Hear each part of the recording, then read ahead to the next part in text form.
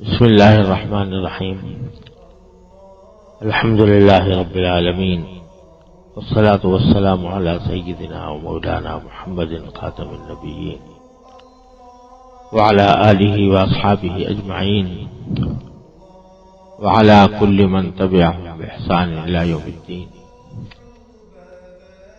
اما بعد،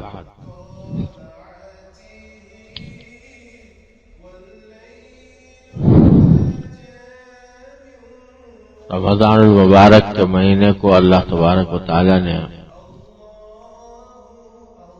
بہت سے انوار و برکات کا مہینہ بنایا ہے. ہم اپنی محدود نگاہوں سے ان انوار و برکات کو پوری طرح سمجھ بھی نہیں سکتے. کیا کیا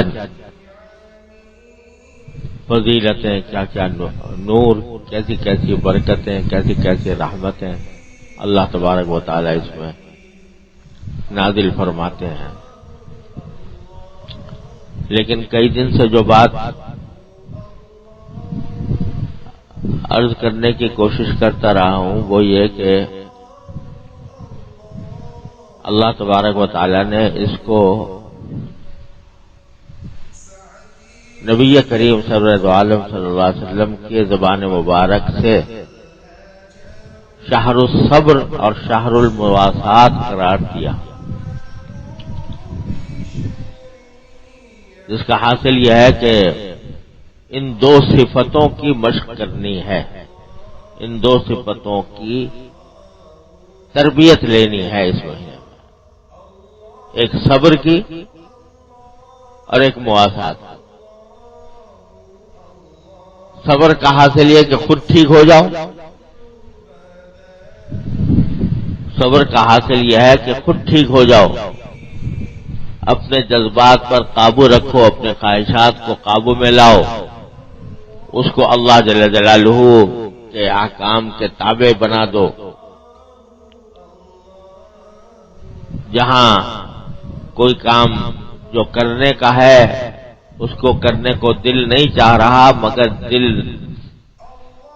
نہ چاہنے کے باوجود زبردستی کرو.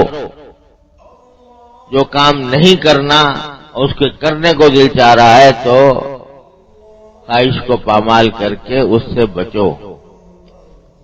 ایک تو صبر کی تعلیم بھی ہے، تربیت بھی ہے، اس کی مشق بھی کرانی ہے اس مہینے میں. اور دوسرے مواسات کی تو صبر کا حاصل تو یہ خود ٹھیک ہو جاؤ، اور مواسات کا مطلب دوسروں کے ساتھ اچھے بن جاؤ، دوسروں کے ساتھ معاملات میں اچھے بن جاؤ، دوسروں کے ساتھ حسن سلوک کرو. جیسا کہ کل عرض کیا تھا، مواسات کے اندر 3 حصے ہیں، 3 جز ہیں. اس دوسروں کے غم سے خود بھی غمگین ہو، دوسروں کو کوئی غم پہنچے کسی بھی دوسرے کو تو اس کا غم خود اپنے دل میں بھی محسوس کرو کہ یہ بھی اللہ کی مخلوق ہے، اس کو یہ صدمہ پہنچا ہے، مجھے پہنچتا تو کتنی تکلیف ہوتی. تو اس کے غم سے اس کا غم اپنے دل میں محسوس کرو. دوسرا یہ کہ اگر اس غم یا تکلیف کا کوئی علاج تمہارے بس میں ہے تو وہ بھی کرو. اور تیسرا یہ کہ اسے اپنے ساتھ شریک کرو. کیا مانا؟ اچھائیوں میں شریک کرو.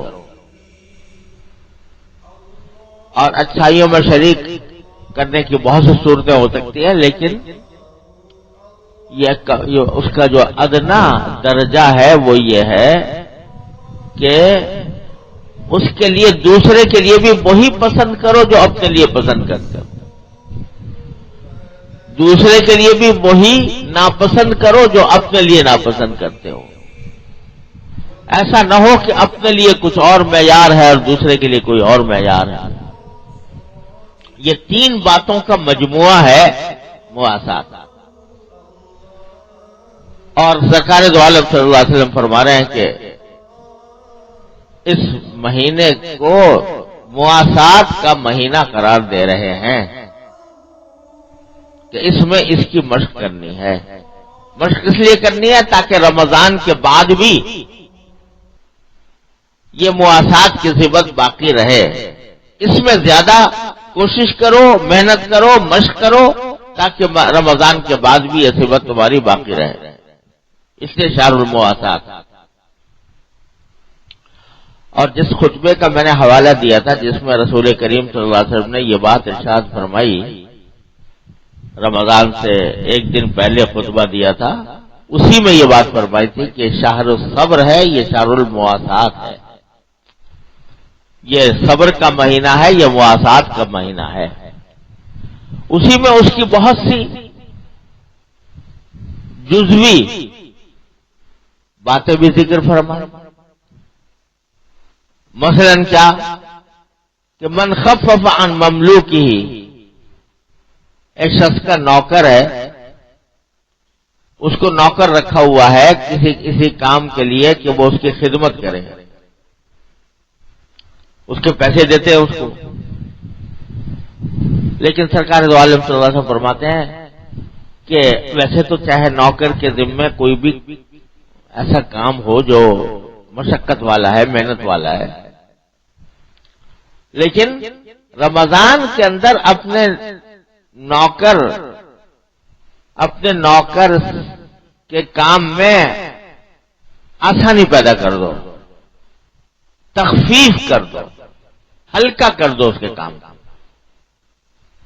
فرمایا جو اپنے نوکر سے کسی کام کو ہلکا کرے گا، اللہ تبارک و تعالیٰ اس کے لیے قیامت کے دن اس کے معاملات میں تخفیف کریں گے، اس کے ساتھ بھی ہلکا معاملہ فرمائیں گے.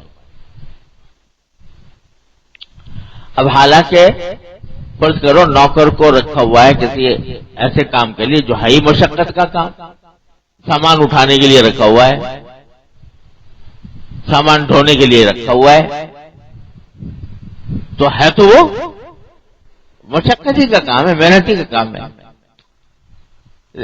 تو اس کے فرائض میں داخل ہے، وہ اس کی تنخواہ لے رہا ہے. لیکن وہی بات سوچ کے کہ اگر روزے میں مجھ سے یہ کام لیا جاتا میرے لیے تو مجھے کتنی دشواری ہوتی، تو میں یہ سوچ کر اپنے نوکر سے اس کام میں تخفیف کر دوں. بھئی آج رہنے دو، دن میں رہنے دو، رات میں کر لینا. اگر مؤخر کیا جا سکتا ہے رمضان کے بعد تو رمضان کے بعد کر لینا. اور یہ بھی حدیث میں فرمایا کہ اگر کوئی ایسی چیز ہے کہ جس میں اس پر بہت ہی مشقت پڑ رہی ہے تو خود بھی اس کی مدد کر دو اس کام میں. تو یہ ہے مواسات کی خود ایک جزیہ رسول کریم صلی اللہ علیہ وسلم نے بیان فرمایا. نوکر کے ذیل میں لفظ تو حدیث میں آیا ہے غلام کا کہ اپنے غلام سے تخفیف کر دو. اس زمانے میں غلام ہوا کرتے تھے، اب غلام تو اللہ کا شکر ہے نہیں ہوتے لیکن نوکر ہوتے. وہ نوکر کسی بھی کام کے اوپر رکھا ہوا ہو، ملازم ہو، ماتحت ہو اپنا، تو اس سے کام کے بوجھ کو کچھ ہلکا کر دینا. فرمایا یہ رمضان میں کرو. اور اس کی فضیلت بیان فرمائی کہ اگر تم ایسا کرو گے تو اللہ تبارک و تعالیٰ قیامت کے دن تمہارے ساتھ تخفیف کا معاملہ فرمائیں گے. یہاں کی تخفیف اور وہاں کی تخفیف میں زمین آسمان کا فرق ہے.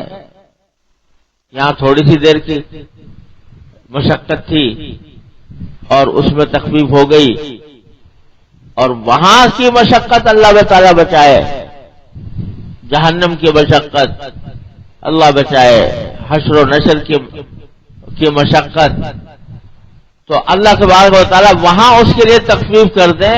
سورج سوا نیزے پر کھڑا ہو اور گرمی شدید ہو اور پسینہ بہہ رہا ہو اور اس طریقے سے آدھا جسم جو ہے وہ پسینے کے اندر ڈوبا ہوا ہو، گرمی کی شدت ہو، اس وقت میرا مالک مجھے عرش کے سائے میں لے جائے،